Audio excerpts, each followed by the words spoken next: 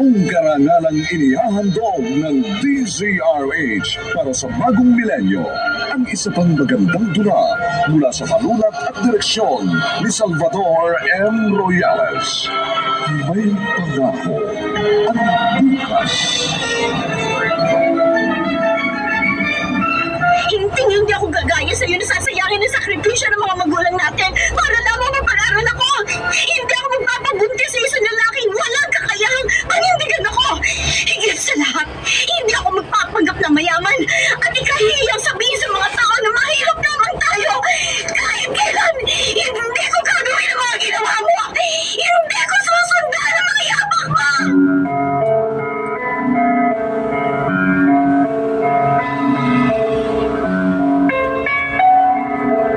Magandang umaga po sa inyong lahat, mga giliw naming tagapakinig.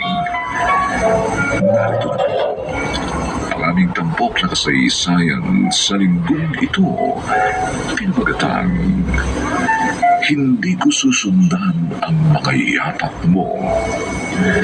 Dito pa rin sa ating natatanging dunang May Pangako ang Bukas.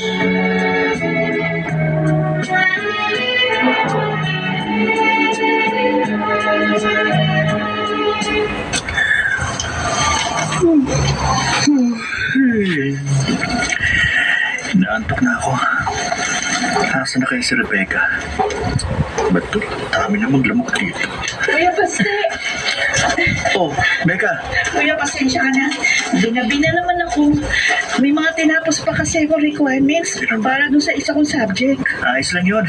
Oh, akin yung bag mo. Tapos ikaw ang humawak nitong lampara. Sige. Ayusin mo pagkawak ha. Baka mahulog tayo sa pilapil gaya ng isang gabi. Oo. Mabuti na lang, maliwanag ang buwan. Hindi tayo mahihirapang maglakad sa pilapil. Kung meron lang nga sana tayong pambili ng flashlight at ng baterya. O di sana mas maliwanag ang gamit nating ilaw.